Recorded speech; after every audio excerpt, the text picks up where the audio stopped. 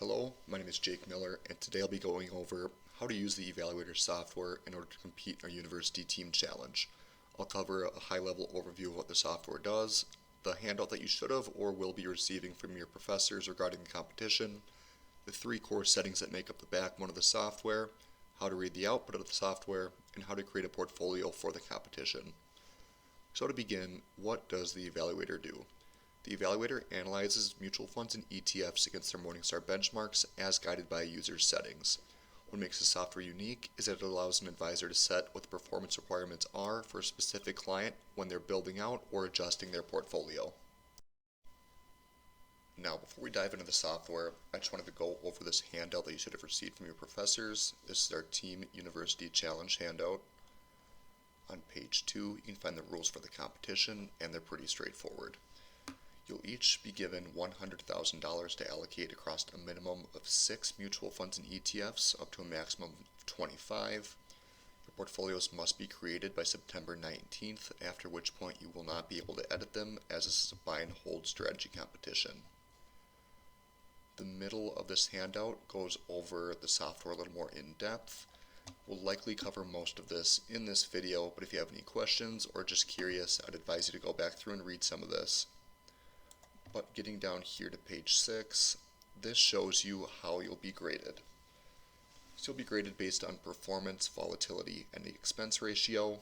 Performance makes up 60% of your total score, volatility makes up 25%, and expense 15%. For performance, you'll be graded based on the 3-month, 1-year, and 3-year returns. For volatility, the 1-year standard deviation and the 3-year standard deviation, and then the general expense ratio for your portfolio. Alright, so getting back to the software, in order to log in, feel free to go to our website, that's e-valuator.com. Should look like this, and then swing over here to the right to this login button. Here you'll enter your login credentials, that's your email address and the password we've provided. If for some reason you're unable to log in, feel free to reach out to us directly and we'd be more than happy to help. Alright, so then click Login and that will bring you to the home screen of the software. We've given each of you our advisor level membership, so that allows you to create as many client accounts as you'd like. Those are located over here in this left hand column, and it unlocks the full functionality of the software.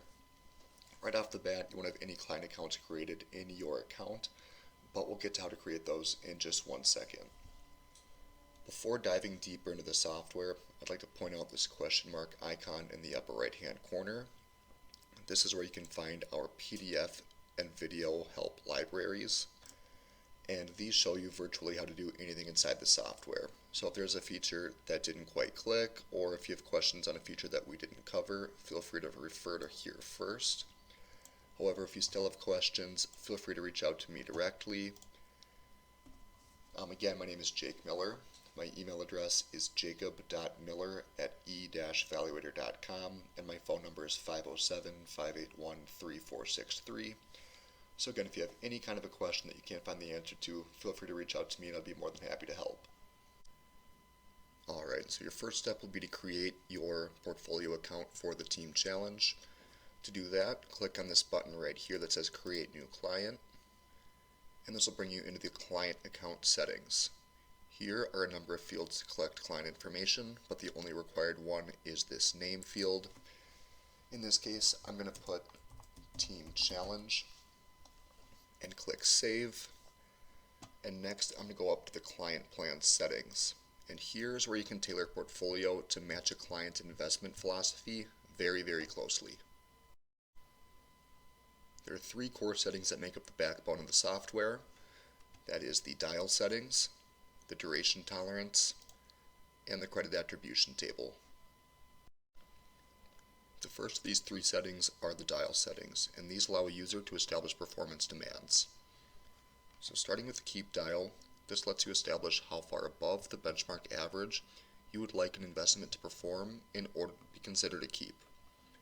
This can range anywhere from more aggressive to more passive, and I'm going to go ahead and set that right here at 20%.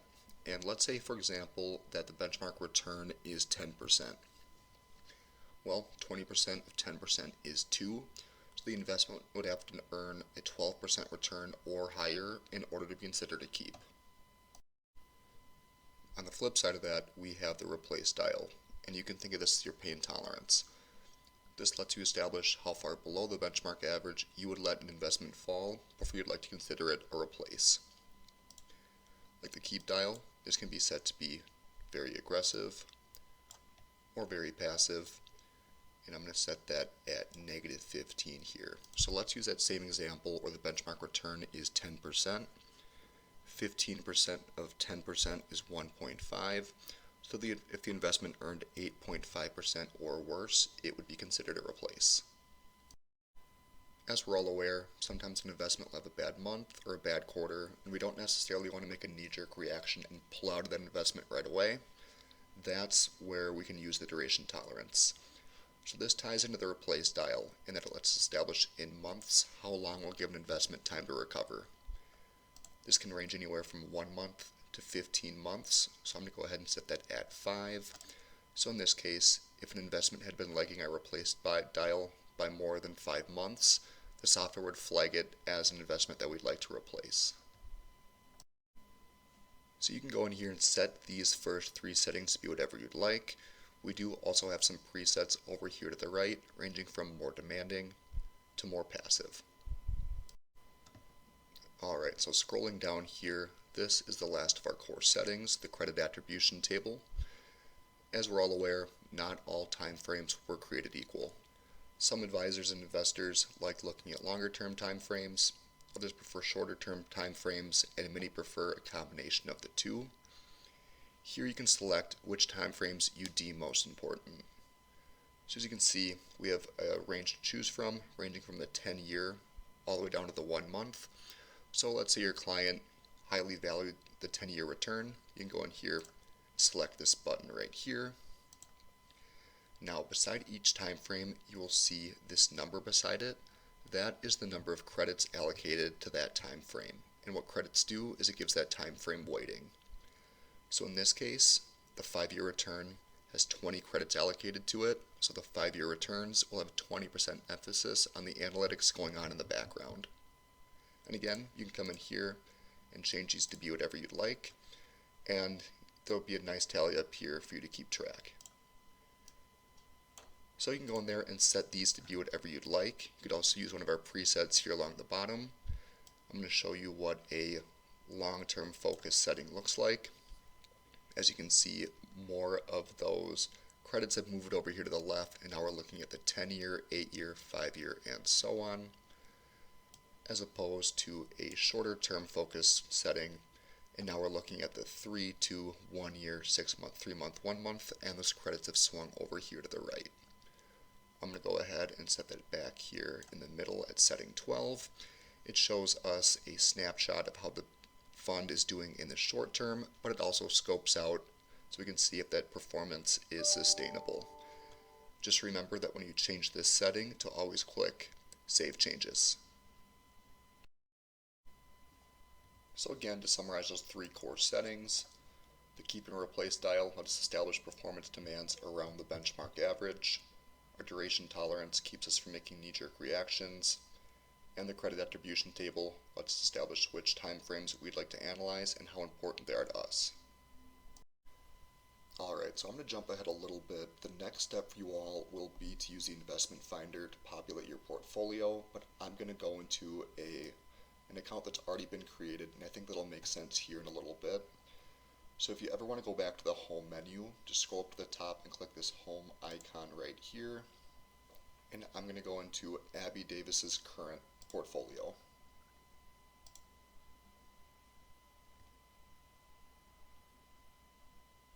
Alright, so the first thing I want to show you on this home screen is actually down here at the bottom.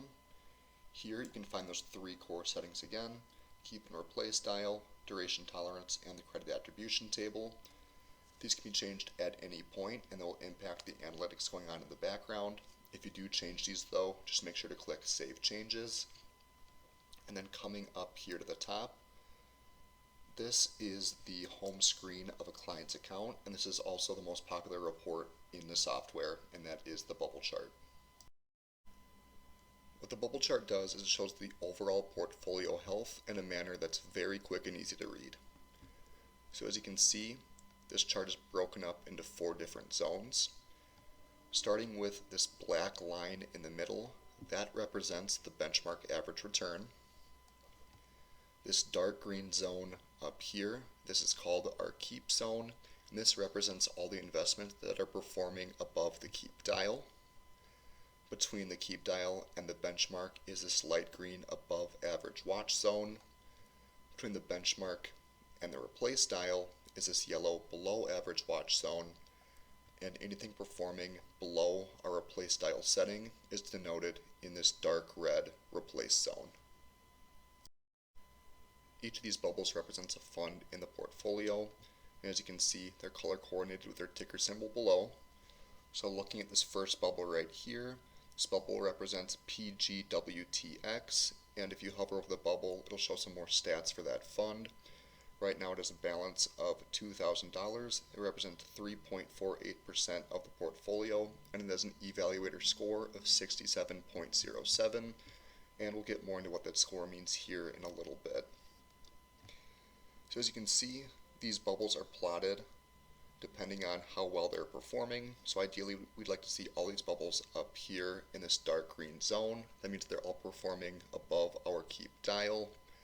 However, if a client comes to you and their portfolio looks something like this, you could tell them with confidence that you could improve their returns. You'll also notice that these bubbles are different sizes. A larger bubble just means that that fund has more assets allocated to it. So looking at this larger bubble right here, we see that it has $55,000 allocated to it, while the smaller bubble only has $10,000. So again, this is the bubble chart, and it shows a quick and easy overview of the overall portfolio health. And so by default, when you open a portfolio account, it's going to bring you to these portfolio reports. There are a number of other reports here in this left-hand panel. And for the sake of time, I'm actually going to move ahead, as these are relatively straightforward, but I would encourage you to go through there and look at some of them or all of them, as they do contain good information.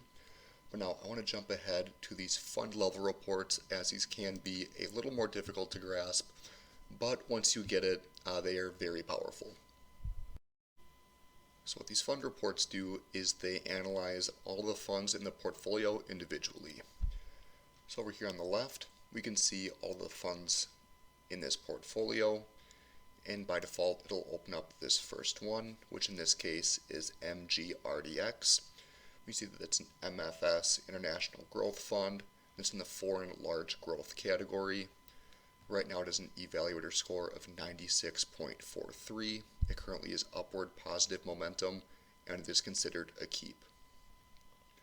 Below that, if we expand this, we just show a few more stats for the fund: percentage of total assets, turnover ratio, expense ratio, and manager tenure. But I'm going to go ahead and close that and come down here to the meat of this report, and that is the performance tolerance analysis. So of all the reports in the software, this one can be the most overwhelming, so let's just get the lay of the land first. Looking at this rightmost column, we can see that these are our month-to-date returns for the fund. Going over one column, these are the returns from July of 2022, over again, June of 2022, May, April, March, and we go back on a month-by-month basis for 5 quarters or 15 months. Over here in this leftmost column, these are the returns that we decided to look at in the credit attribution table. So as you can see, we are analyzing the 5-year, 3-year, 2-year, 1-year, 6-month, 3-month, and 1-month returns. Scrolling down here quick, here are those settings again. As you can see, they line up: 5-year, 3-year, 2-year, 1-year, and so on. And so what we do is we list how this fund has performed for those time frames for the last 15 months. So let's say we wanted to see how this fund's 2-year annualized return was in December of 2021. We'd come here to the 2-year, swing over to December, and we see that this fund returned 12.69%. Or let's say we wanted to know this fund's 3-month total return in May. So again, come to the 3-month, swing on over to May, and we can see that this fund returned at negative 5.13%. So as you can see, we've color-coded all of these returns. Any return in a dark green box means that it is outperforming by more than our keep dial. Any return in a red box means that it's underperforming by more than our replace dial. And any return in a light green or yellow box is falling someplace in the middle. And this occasionally trips some people up because they'll see a return such as this one, the 6-month return in May of 2022. They'll see that it has a return of negative 10.01, but it's still in a dark green box. And what that means is that the benchmark performed that much worse.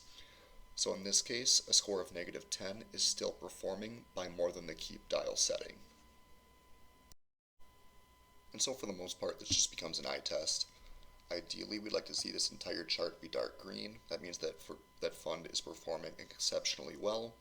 However, if we look up a fund and we see that this is all or mostly dark red, we know that should be a fund that should be avoided.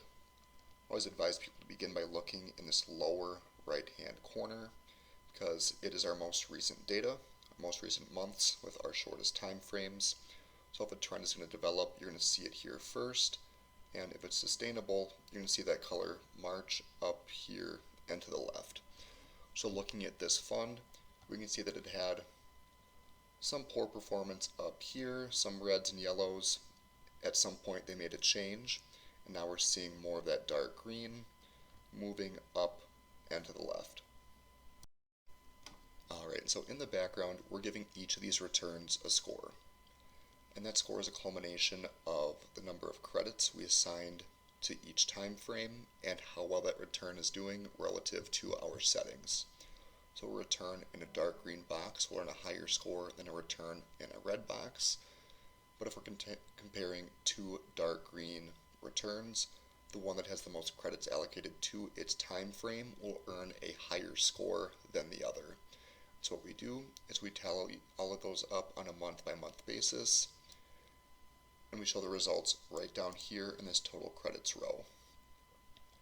And so this score is out of 100, 100 being the highest. So if a month has a score of 100, that means that fund excelled. However, if it has a fund closer to 0, we know that it struggled for that month. What we do based on these credits is we assign it as either a keep, a watch, or a replace. So again, we can see that this fund was struggling in the past. It was on replace here for a handful of months. In December of 2021, they made some sort of a change, and we began to see that move to a keep, and that's reflected up here in the score, which has been inching up ever since. Now scrolling down here a little bit, this is our trending analysis, and what this does is it takes all the data up here and factors in our duration. So again, getting the lay of the land, see that the rightmost column is July of 2022, June, May, April, and we go back on a month-by-month basis for 5 quarters or 15 months. So if you'll remember, we set our duration to be 5 months, so we'd give an investment 5 months time to recover. Let's focus on this number right here, July of 2022. This fund earned a score of 96.4, and the way that we arrive at that number is we just take these last 5 months of data and average it. So if our duration had been set at 3, we would average just these most recent 3. If we'd set it at 15, we would take all 15. But again, we're just getting a rolling history of the fund's performance on a month-by-month basis for the last 5 quarters. And this just shows a trend of how the fund is done. So, looking back in the past, again we see this fund struggled for a while. Around November, December, they made some sort of a change, and they've been trending upward ever since. And this number right here, this 96.4, that is actually how we calculate our E-Valuator score, 96.4. Alright, so that is the meat of these fund level reports. Below this, We show the performance stats for the fund compared to the benchmark. We show Sharpe ratio, standard deviation, alpha, beta, upside, and downside. Show the static returns for the fund, the calendar year returns,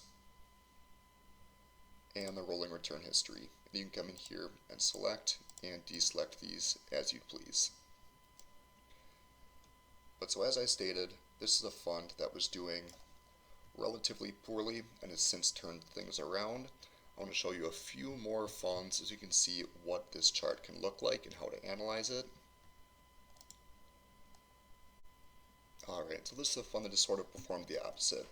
You can see that it was doing relatively well here in the past. It's earning scores in the high 70s, low 80s, a few 90s. Sometime around February, March, they made some kind of a change, and ever since they've been having worse performance, again over here in this dark red, and those scores have dropped down to the 40s and 30s. This fund went from a keep down to a watch. So again, always start by looking in this lower right hand corner for new trends. Then coming down here to the trending analysis, we can just see that that's verified. Again, scores were pretty high for the most part. Around January, February, they made some kind of a change, and it's been trending downward ever since.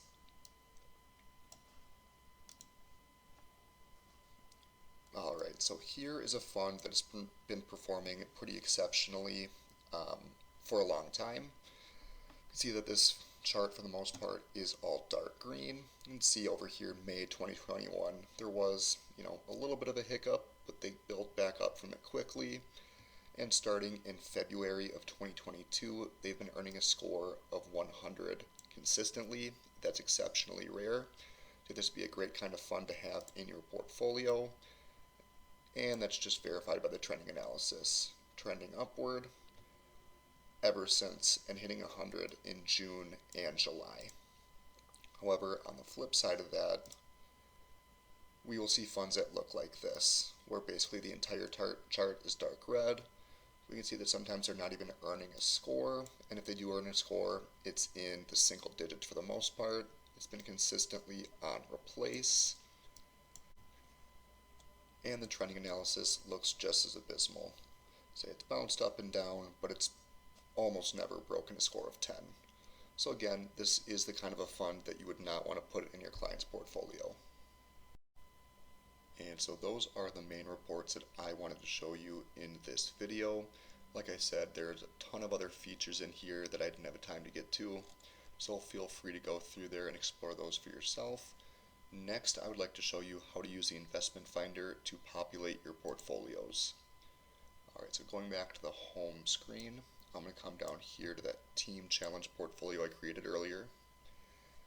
And the first section I want to show you is this investment selection criteria, and that's located in the client plan settings. And so these can be set at any time, and what they do is they allow you to fine-tune your search to be very, very specific.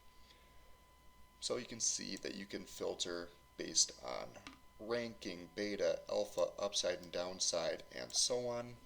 So let's say you had a client come in and they were focused on manager tenure. So you could come in here and you could select that you only want to look at funds with managers who have more than 10 years experience. Some advisors use these pretty extensively, others don't touch them at all. I would just advise you that if you do use these, not to use more than 7 or 8 of these, as it can get rid of all the potential results. Some of these can also be a little bit difficult to set, and so if you do have any questions, feel free to come up here to this question mark icon, and it'll help guide you on which way to point those carrots. Alright, so now coming back up here, in order to go to the investment finder, you're going to come up here to this magnifying glass icon that says investment finder. Alright, so when using the investment finder, you have 3 options. You can either add an investment, search for replacements, or outright replace an investment. So in this case, let's add an investment, and it's a pretty easy 2-step process. First, we select which benchmark we would like to look at. In this case, let's say we're looking for a technology stock, and then we get to choose a minimum E-Valuator score that our funds must exceed in order to be considered. If you click on this icon right here, it'll show you how those scores range. So right now a keep is anywhere from a score of 60 to 100. So I'm going to go ahead and set that to be 75 and click Find Matching Investments. And so right now the software is going through Morningstar's universe of mutual funds and ETFs and applying all of our filters. And depending on those filters and the category that we're looking at, this can take a little bit of time, so just be patient. But just know that once this screen appears that it has finished loading. Going from left to right, we show the fund's ticker, name, eval score, 1 year, 3 year, and 5 year returns, management tenure, expense ratio, 12B-1 fee, and yield. So let's say you're looking for a fund with a low expense ratio. Come over here and click on that header, and it'll organize by expense ratio. Now I'm going to go ahead and organize this by eval score, and just looking at this top fund here, see that it's a score of 99.68. If you want to see a little more in-depth look at that fund, you can click on this all-seeing eye icon beside it, and this will show some more info for the fund. So again, 99.68 has positive momentum, it's considered a keep. And coming down here, this is why I wanted to show off the reports first, so this would look a little more familiar. Right now, you see that recently this fund has been performing exceptionally well, that it's earned a score of several hundreds since March. Overall, this fund looks pretty solid. And let's say that this is a fund that we wanted to add to our portfolio. So what we do is we'd come down here, close this, click on this little icon beside the fund, and click Add to Portfolio. Now we just have to enter how much we allocated to this fund. So let's say in this case that we allocated $20,000 to it. Click Add. And now that fund has been added to our portfolio. Now for the sake of the example, let's just add one more fund to this portfolio so I can show you how easy this is. So again, come up here to the investment finder, add an investment, select the benchmark. In this case, let's do financials, set a minimum evaluator score, set that again at 75, and click Find Matching Investments. Like I said before, this can take a minute. But now coming down here, let's say hypothetically that we looked through a few of these and we decided that we wanted to go with this one. Click that icon, scroll down here and click Add to Portfolio. This time I'm going to put $10,000 in that fund and click Add. And so it's that easy to populate your portfolio. If you'd like to go in and organize or delete investments from your portfolio, feel free to come up here to your client settings, which can always be found in the upper right hand corner. This will open your client plan settings.